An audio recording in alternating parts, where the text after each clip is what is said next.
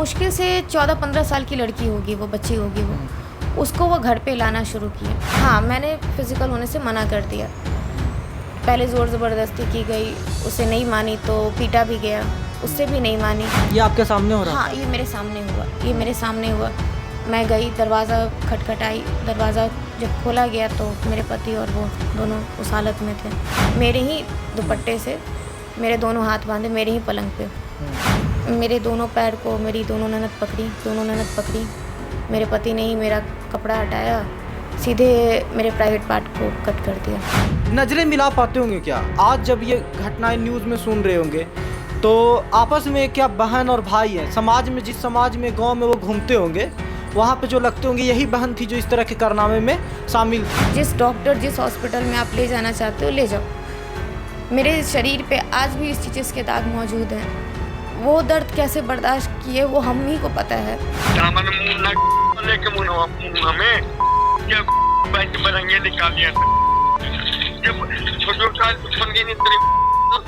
प्रणाम, स्वागत है आपका सच बिहार में और हमें सुमित कुमार। हम आए दिन प्रशासन, देश और कानूनी व्यवस्था पे, राजनीतिक हालचाल पे सवाल पूछते रहते हैं, लेकिन कभी आप सामाजिक मुद्दों को लेकर इस तरह से सवाल पूछे हो क्या? क्या सिर्फ कानूनी व्यवस्था का फॉल्ट होता है हर मामले में?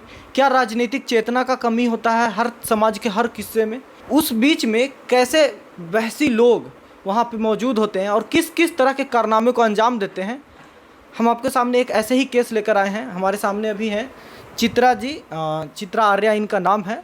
और जो जिस तरह से घटनाएं का अंजाम इनके साथ दिया गया है, खुद के पति कहिए, अभी इनका तलाक नहीं हुआ है तो मैं पति कह लेता हूँ, पति के द्वारा और उनके दो बहनें और पूरा परिवार मिलकर जिस तरह से टॉर्चर किया है, वो एक एग्जाम्पल है कि किस तरह के, मतलब क्या शब्द मैं इस्तेमाल करूं। आप जब घटना का सुनेंगे ना पूरा विवरण, तो आप खुद शब्द चुनना कि किस समाज में रहते हो और आप ऐसे लोगों को आप क्या कहना चाहोगे। तो चित्रा जी, आपका कहाँ से बिलोंग करती हैं? मैं प्रॉपर ऐसे गया से बिलोंग करती हूँ और पटना में पापा जी का घर है, तो अभी यहीं रहते हैं, पटना में ही रहती हूँ। कि कब आपकी शादी हुई थी ये बताइए। मेरी शादी सर दिसंबर 2011 में हुई थी। और उसके बाद मतलब मैं कुछ ही दिनों के बाद वापस यहाँ आ गई थी। गौना का जो रस्म होता है, तो गौने के रस्म के लिए मैं वापस अपने घर आ गई थी। और 2 महीने के बाद मार्च में मैं वापस से अपने ससुराल गई थी। तो जब शादी हुई थी तो कुछ पता चला था पति के बारे में, पर उन सब चीज़ों को मैंने लाइटली लिया था। आप कब तक, शादी के बाद कितना दिन तक आपका पूरा स्थिति नॉर्मल था लगभग? सर शादी के मतलब लगभग 1 मंथ तक मतलब मैं वहाँ रही थी। क्या उन लोगों को तो शादी को हाइड करना था, ये बोल कर कि कहीं लोगों को पता चल जाएगा तो शादी तुड़वा देंगे, या ये लड़की को पता चल जाए, इसकी फैमिली को, तो तुड़वा दिया जाएगा। तो हमको कहीं बाहर निकलने नहीं दिया, छत पे भी नहीं जाती थी मैं। तो 1 महीने जाती नहीं थी या जाने नहीं दिया जाता था। अच्छा। तो 1 महीने तक तो मैं ठीक ठाक थी और 1 महीने बाद मैं यहाँ आ गई वापस। पापा जी मेरे लेके आए गौने के रस्म के लिए। और फिर मार्च में जब यहाँ से मेरा गौना होके गया तो उसी टाइम से मेरे साथ गलत होना शुरू हो गया। 1-2 दिन के बाद से ही क्या हुआ ना कि घर में ही उनका मतलब आदत था ये। मतलब आपने एक बात बताया था कि लड़कियां आती जाती रहती थी घर में। उसके बाद से ही 1-2 दिन के बाद की ही बात है ये। मैं नाम नहीं लूँगी लड़की का, घर के पड़ोसी ही थी। एक कास्ट की भी बात नहीं करूँगी। तो मुश्किल से 14-15 साल की लड़की होगी, वो बच्ची होगी वो। उसको वो घर पे लाना शुरू किए। पहले से लाते होंगे, मुझे नहीं पता था, पर मेरे सामने पहली बार हुआ था वो लाकर रूम में गए और रूम का दरवाज़ा बंद कर दिया। ये आपके सामने हो रहा था? हाँ, ये मेरे सामने हुआ। मैं गई, दरवाज़ा खटखटाई, दरवाज़ा जब खोला गया तो मेरे पति और वो दोनों उस हालत में थे। उस वक्त मेरे लिए उन्होंने खोल दिया उस? हाँ, खोला था। उस दिन वो मेरे लिए सबसे बड़ा शॉकिंग था। मेरी सास भी थी, घर में मौजूद थी वो। सबसे पहले मैंने अपने पति से छोड़ के मैंने अपनी सास से पूछा, ये क्या कर रहे हैं, आपको पता नहीं है? आप घर में हैं, घर में रहते हुए ये इस तरह की हरकत कर रहे हैं और आप कुछ नहीं बोल रही हैं। तो मेरे पति कपड़े उपड़े पहन के बाहर आए, वो लड़की तो निकल गई। और मेरे पति जब बाहर आए और उन्होंने कहा कि ज़्यादा हल्ला मत करो, ज़्यादा चिल्लाओ मत, और जो हो रहा है चुपचाप सुनो, तुम औरत हो, औरत की तरह रहो। ये कौन सास बोल रही थी? मेरे पति का लफ्ज़ था ये। अच्छा। और मेरी सास का था कि हाँ तो रखेगा नहीं, मर्द है वो, लड़का है वो, कुछ भी करेगा, 10 लड़की रखेगा, तुम्हारे बाप की कमाई से नहीं रख रहा। पूरा परिवार जानता है कि लड़कियां आ रही हैं और इस तरह की घटनाएं हो रही हैं, आपके सामने भी हो रहा है, तो क्या मतलब पारिवारिक माहौल उन लोगों का क्या था? ये सब कॉमन था क्या उनके यहाँ? देखिए ऐसे मेरी लड़ाई तो अभी मेरे पति से चल रही है, लेकिन जो गलत है मैं उसके खिलाफ ही बोल रही हूँ। ऐसा नहीं है कि उस गांव के लोग बुरे हैं या उस घर खानदान के सारे लोग बुरे होंगे, मैं नहीं कह सकती, पर मेरी सास, जहाँ तक गांव वाले भी जानते हैं कि मेरे ससुर की शादी भी किडनैप करके हुई थी। 3 दिन तक उनको रखा गया था किडनैप करके। ससुर की? हाँ, ससुर की शादी वैसे ही हुई थी, और जब उनकी डेथ हुई, आज से लगभग 22-23 साल पहले उनकी डेथ हुई है। 22-23 क्या, आज भी 30 साल भी होने को है। 93-92 में उनकी डेथ हुई है। और उस समय मेरी ऐसा सुना है मैंने कि मेरी सास ने ही उनको पॉइज़न दिया था। तो उसके बाद फिर ये क्या आपने उसका विरोध किया था?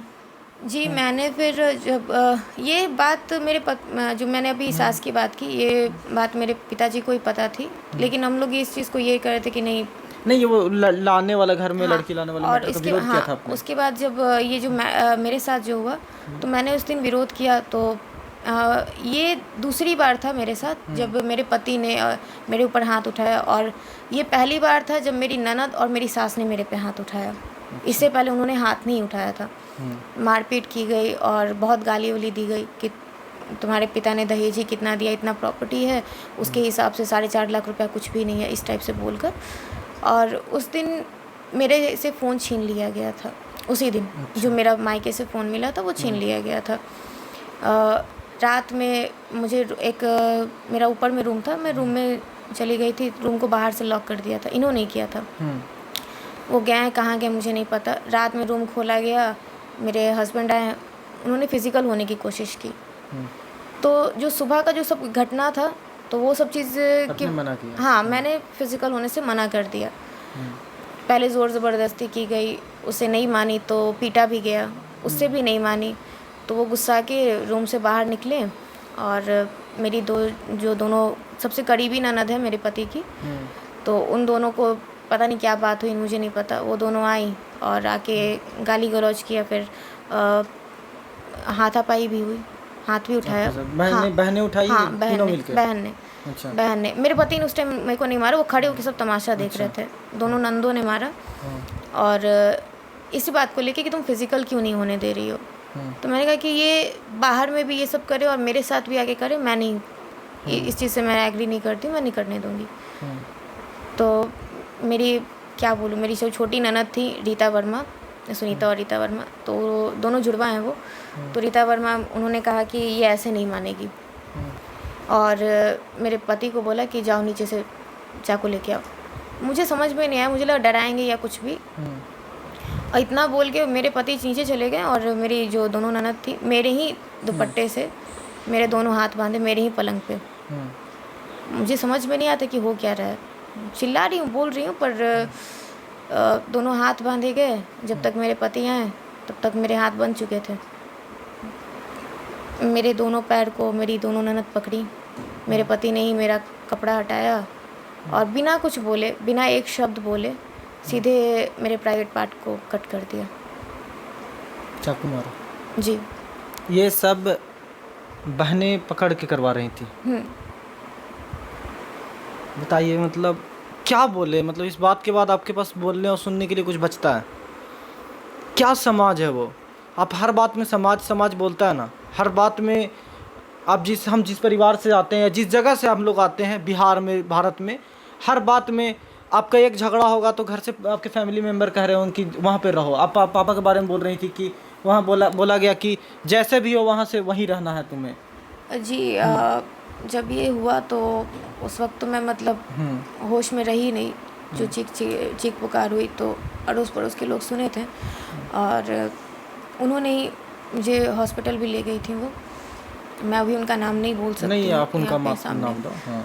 तो वही लोग ले भी गई थी। जब स्टिचेस लगे थे मुझे, मेरे पास फ़ोन था नहीं, तो उन्होंने ही अपना फ़ोन दिया और कहा कि आप अपने घर वालों को इन्फॉर्म घर वालों को बता पाई थी आपकी एग्जैक्टली क्या हुआ नहीं, आपके साथ? एग्जैक्टली मैं नहीं बता पाई थी सर। यहाँ पे मैंने फ़ोन किया पापा को, उस टाइम दर्द में ही थी, तो पापा को फ़ोन किया, पापा ने उठाया। मैंने कहा कि पापा मुझे यहाँ नहीं रहना, मुझे यहाँ से ले चलिए, मेरे से बर्दाश्त नहीं हो रहा है। तो मेरे गार्जियंस को लगा कि शायद मारपीट हुई होगी या छोटी मोटी कुछ लड़ाई झगड़े हुए होंगे। मैंने ये बोला था पापा बहुत खून गिर रहा है, अब सहन नहीं हो रहा दर्द, तो उनको लगा कि शायद थोड़ा बहुत कट फट गया होगा, वो मामले की जो गंभीरता होती है वो समझ नहीं पाए। और पापा थे तो मैं खुल के बोल भी नहीं पाई उनसे। शायद मम्मी उठाती तो मैं कुछ बोलती, पर पापा उठाए, पापा से मैं कुछ बोल नहीं पाई। पापा उस टाइम ड्यूटी में थे, मैं कुछ बोल नहीं पाई उनको। तो उन्होंने कहा कि अरे होता है, सबके घर में होता है ऊपर नीचे, तो थोड़ा मैनेज करो, थोड़ा बर्दाश्त करो, ऐसी थोड़ी ना ससुराल में रहा जाता है। और फिर इसके बाद उन्होंने फ़ोन रख दिया। ये हालात हैं। मतलब मैं सोच रहा हूँ कि उस घर का माहौल क्या होगा जिसके भाई के सामने, माँ जानती हो, भाई के सामने दो बहनें इस तरह के घटना का अंजाम दे रही हो, और भाई मतलब साथ दे रही हैं प्रॉपर, जो खुद भी लड़की हैं। क्या है मतलब, नज़रें मिला पाते होंगे क्या? आज जब ये घटनाएं न्यूज़ में सुन रहे होंगे तो आपस में क्या बहन और भाई हैं, समाज में, जिस समाज में, गांव में वो घूमते होंगे, वहाँ पे जो लगते होंगे यही बहन थी जो इस तरह के कारनामे में शामिल थी, वो नज़रें मिला पाते होंगे क्या? खुद से मिरर में चेहरा देख पाते होंगे क्या?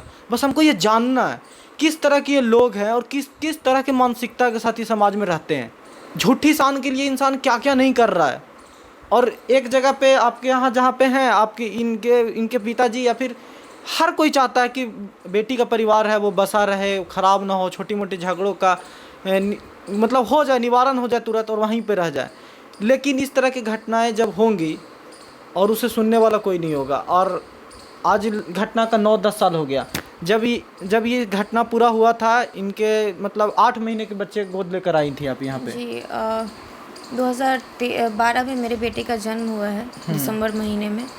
और मुझे यहाँ अधमरी हालत में 2013 में सितंबर में पहुँचाया गया था। आप खुद आई थी? नहीं, मैं उस हालत में ही नहीं थी कि मैं आ पाऊँ। अगर फिर उसके बाद गई ही नहीं सर, उसके बाद समझौते की कोशिश की गई थी मेरे घर के तरफ से, पर हर बार वो लोग गाली गलौज करते थे। उनकी जो बड़ी बहन है, सबसे बड़ी विधवा है वो, उनकी तरफ से मुझे ही कहा गया था कि आओ, अगर हिम्मत है तो आके दिखाओ, पेट्रोल मिट्टी का तेल डाल के तुमको लड़ा देंगे।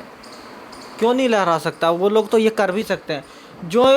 जो लोग मतलब आप जैसे कह रहे हैं, जो दोनों बहनों के साथ मिलकर ये कर सकता है, तो कुछ भी कर सकता है फिर तो ये बात आप जब घर में बताया, फिर सेटलमेंट के लिए जा ही क्यों रही थी? हमको ये समझना है। देखिए, घर वालों का था कि बच्चा है, बच्चे का भविष्य क्या होगा, उसको पिता का नाम नहीं मिलेगा तो आगे का ज़िंदगी सही नहीं है। और आज का समाज ऐसा, आज भी समाज ठीक है, बहुत आगे बढ़ गया है, पढ़ाई लिखाई सब चीज़ में आगे बढ़ गया है, लेकिन इन मामलों में नहीं। लेकिन मेंटलिटी आज भी जो है, मेरे साथ ये बहुत हो चुका है। मैं समझती हूँ कि आपको तो आजकल कहने वाले लोग भी होंगे कि तमाशा बना रही है मीडिया में जाकर, अपना मजाक बना रही है, ये फलाना ढिमकाना। मैं देख रही हूँ ना, मैं कुछ जो चैनल्स हैं उसके कमेंट्स में मैं देखती हूँ तो इतना बुरा लगता है अंदर से, क्या बताऊँ।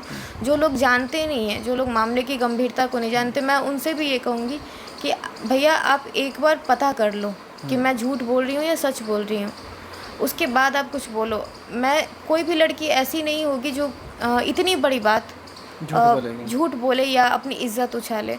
लेकिन अगर आप झूठ बोल रही हैं तो सामने वाले पार्टी पे तो हक है ना कि वो एफआईआर कर सकता है इसके अगेंस्ट। बिल्कुल बिल्कुल। और उनका नाम क्या आपके पति का? देवानंद कुमार वर्मा। अच्छा, हम कोशिश करेंगे, अभी मैं न्यूज़ में बोल रहा हूँ, मैं कोशिश करूँगा कि उनका पक्ष भी जानूँ। अगर वो लोग वीडियो को देखते हैं तो हमसे हमारे व्हाट्सएप पे नंबर पे है होगा, यहाँ पे संपर्क करिए। आप अपना पक्ष भी रखिए, हम चाहते हैं कि आपका पक्ष आए, क्योंकि आप इतने इस तरह के घिनौने काम आप इनके अकॉर्डिंग अगर किए हो तो आप कैसे जी रहे हो समाज में? आप क्यों, मतलब आप कैसे नज़रें मिलाते होगे खुद से? खुद के बच्चे होंगे, उनके शादी भी कर रखी है ना जी। 2015 में उन्होंने तलाक का केस किया और तलाक का केस किया और तलाक फाइनल भी नहीं हुआ, शादी कर ली जी। 1 साल के बाद ही 2016 में ही उन्होंने दूसरी शादी कर ली, 23 नवंबर को। और अभी उनके एक बेटी और एक बेटा है। बिना तलाक अभी तक क्लियर नहीं हुआ। तलाक पेपर पे आप साइन नहीं किए हैं? जी मैंने साइन नहीं किया। क्या क्या डिस्प्यूट है? आप प्रॉपर्टी को लेके है क्या? जी देखिए, उन्होंने शादी कर ली है और जो कुछ मेरा आत्मा तो पहले से ही ये हो गया था कि वैसे इंसान के साथ नहीं रहना, लेकिन बच्चे के लिए मैं कॉम्प्रोमाइज़ कर रही थी कि बच्चे को लाइफ सही हो जाए, पर समझ लेकिन चुकी चित्रा जी एक बात बताइए, मतलब ये घटनाएं बता रही हैं आप, सही है, इतना होने के बाद भी आप आपने सिर्फ तलाक अर्जी मतलब उन्होंने ही फाइल किया है, आपने एक एफआईआर तक करना उचित नहीं समझा? जी नहीं, ऐसा नहीं है। मेरा 498 का केस है। 494 का भी जो डोमेस्टिक वायलेंस जी है। जो उन्होंने दूसरी शादी की है उसका भी केस, उसका भी केस, मेंटेनेंस का भी मैंने पटना में केस फाइल कर रखा है, पर आज तक उन्होंने 1 रुपया भी मुआवजे के तौर पे नहीं दिया, जबकि मैंने दूसरी शादी का भी पूरा फुल प्रूफ कोर्ट में पेश कर चुकी हूँ। तेजस्वी यादव से आप मुलाकात की थी, क्या बोले? जी मैंने अभी 12 तारीख को उनसे मुलाकात की तो उन्होंने आश्वासन दिया है, सर ने मेरा एप्लीकेशन भी लिए थे वो, पर उन्होंने कहा था कि जो भी मेरे से बन पाएगा मैं करूँगा, पर अभी तक उनकी तरफ से कुछ रिस्पांस मिला नहीं है। मतलब इस तरह की घटनाएं सुनते हो, मतलब रोज़ आए दिन इस तरह की घटनाएं होती हैं और दबा दिया जाता है। अगर ये केस नहीं की है चित्रा जी अभी तक, इस मामले को लेकर उस तरह से नहीं गई अगेंस्ट उसी समय में, तो कहीं ना कहीं घर परिवार का दबाव होगा, कहीं ना कहीं ये चीज़ें होगा, प्रेशर होगा हर तरफ से। आज भी प्रेशर होगा आपका कि सेटलमेंट कर लो, मान जाओ, ये चीज़ें मत करो। अभी आप जब मीडिया में खुल के जा रही हैं, 8-9 साल बाद जा रही हैं मीडिया में खुल के, तो आपके मतलब घर वाले नहीं मना कर रहे हैं इसको लेके? जी देखिए, क्या बोलते हैं वो? मीडिया में जाने की हिम्मत मैं घर वालों की है, और जो सामाजिक तौर से आज भी लोग ऐसे हैं कि तलाकशुदा है तो लड़की गलत होगी, अगर पति ने छोड़ दिया तो लड़की में खराबी होगी, इस तरीके की। अच्छा, ये तो हाँ, इसी बात पे हम आते हैं। अब तो उनका एक पक्ष और भी होगा आपके कैरेक्टर को लेके, वो सवाल उठा रहे होंगे। वो बोलते हैं, वो मुझे नीचा करने के लिए या अपनी बातों जो उन्होंने किया है इस चीज़ को दबाने के लिए वो बोलते हैं कि वो लड़की का कैरेक्टर अभी मैं कुछ देर में आप लोग को उनका आपको धमकी वगैरह भी दिया जा रहा है, वो सुनवाइए आप, क्या किस तरह की बातें हैं? उनके मैसेजेस भी हैं। अभी जो मैं मीडिया में आई हूँ तो उसकी वजह से भी उनका कहना है कि मीडिया वाले भी, मतलब उनसे ही मैं एंगेज हूँ। हम क्या बोले हैं क्या नहीं बोले हैं वो हमको तुमको बोलने का जरूरत नहीं है। कि दोनों बहनी मिल के और पैरों पकड़ के बच्चा पैदा करवाई के तूने बोलनी है। हम क्या बोले, तुमको सच्चाई तो पता ही है कि क्या हुआ क्या नहीं, तो फिर हम क्या बोलने जाए? अरे तू निजो में और जब तू बोलनी हम क्या बोले, उससे क्या मतलब? तुमको सच्चाई पता है ना कि तुम क्या किए हो। सच्चाई ना अब ना होता। हाँ तो ठीक है और सलाह ले लेबो और तुझे पैसा देबे ना, और बेटवे हमारा तो हमर बेटा हो तो हमरे रहता और साल बाद अब तोरा 1 रुपया अब तो हम मुन्ना से ले ना, तो हमने मुन्ना लेके मुंह हमें क्या बैंक बरंगे निकाल लिया। जब छोटो काल फोन के नहीं। बताइए, मतलब इस तरह के भद्दा मतलब बोलना, और मतलब इस रिकॉर्डिंग को मैं पूरा सुन भी नहीं सका, और ये चलाना भी उचित नहीं है। इस वीडियो को क्या मतलब, इस रिकॉर्डिंग को चलाएंगे कैसे? इसमें चलाना इतना भद्दा कैसे बोल सकता है कोई भी इंसान? उस बारे में ऐसा ही मतलब ऐसी ही बातें हर बार करते हैं वो कॉल करके। हर बार आप कॉल उठाती क्यों हैं? करती क्यों? अभी आपको मैं कॉल, आप वहाँ पे वीडियो में आप नहीं दिखा सकते हैं, मैं आपको दिखा दूंगी कितने कॉल्स आए हैं, तब जाके मैंने 2 कॉल्स उनके रिसीव किए हैं, और दोनों में उनकी, ये तो बस एग्जांपल था जो थोड़ा सही था, जो सुन नहीं सकता लोग, लेकिन मजबूरी है मेरी। नहीं मतलब मेरी ऐसे चीज़ें तो मतलब पब्लिकली जा भी नहीं सकती इतना। और हाँ। ये उनका मैसेज आप खुद पढ़ लीजिए कि क्या है उनका मैसेज। ये बहुत सारे मैसेजेस हैं जो मेरे स्टेटस पे है, और इनकी मैसेज देखिए क्या लिखा है उन्होंने।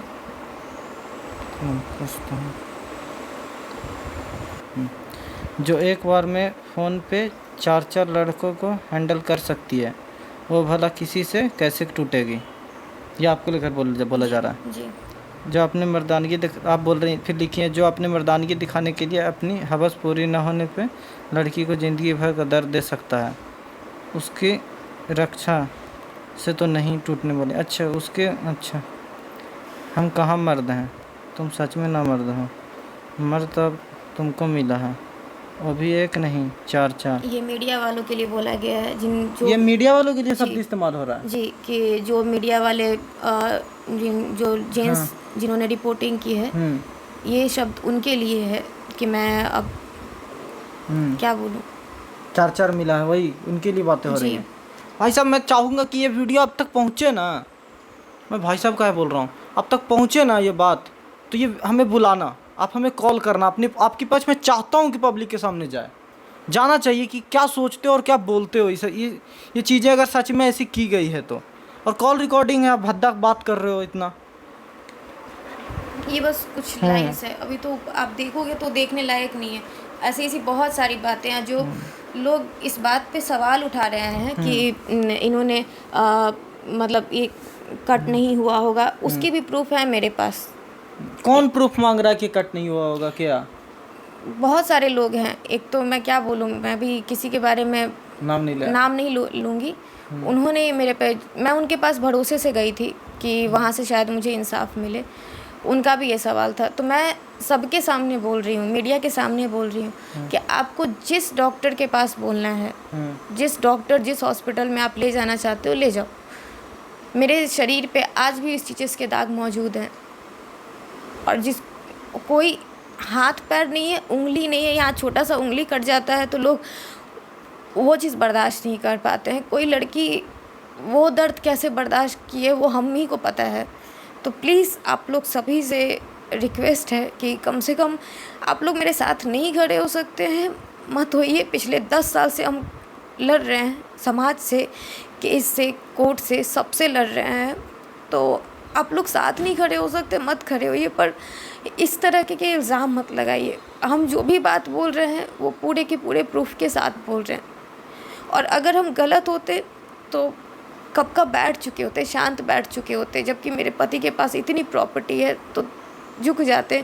धमकियाँ मिल रही हैं। मेरे जो नंदोसी हैं राजेंद्र प्रसाद, रीता वर्मा के हस्बैंड, उनकी तरफ से पटना में गुंडा ढूंढा जा रहा है ताकि आपके जी मेरे लिए, हाँ, हमला नहीं, मुझे किडनैप करने के लिए। और बोला ये गया है कि किडनैप करके उसका रेप करो और रेप करने के बाद उसे मारो, ये कहा जा रहा है। ये बात कैसे पता लगा आपको? वहीं के कुछ लोग हैं, और जिनसे नंबर मांगा गया है बदमाश का, वो किसी रिलेशन से, मेरे बहनोई के रिलेशन में आते हैं। उन्होंने ही बताया कि खगौल में तो आपकी कोई रिलेशन वाली हैं, तो उनके लिए राजेंद्र प्रसाद नाम का एक आदमी है जो कि देवानंद का बहनोई है, उसी ने ऐसा ऐसा बोला है कि पैसा आप जो बोलो, 10 लाख 15 लाख आप जो बोलोगे वो मिलेगा, पर ये काम करने के बाद। तो इसको लेकर आपने एफआईआर दर्ज कराया? मैं आज ही एफआईआर करने वाली, जी मैं आज ही एफआईआर। और अब बताइए कि अगर मैं अगर गलत हूँ तो किसी को डर क्यों रहेगा?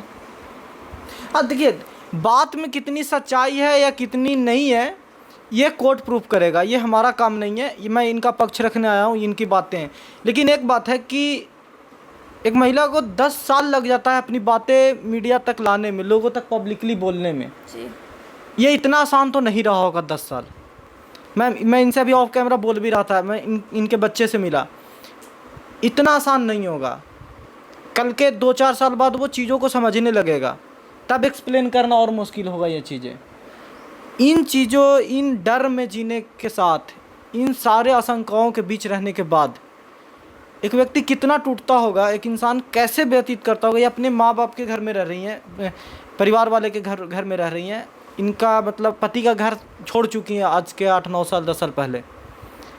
कैसे जीवन व्यतीत होगा? तो ये महज सवाल है। और कानूनी पहलू इसका क्या है, कानून के तौर पे जितनी मदद हो सके होनी ही चाहिए। दूसरी बात कि समाज के तौर पे आप कैसे समाज में रह रहे हैं, ऐसे लोगों से क्यों सवाल नहीं पूछते आप?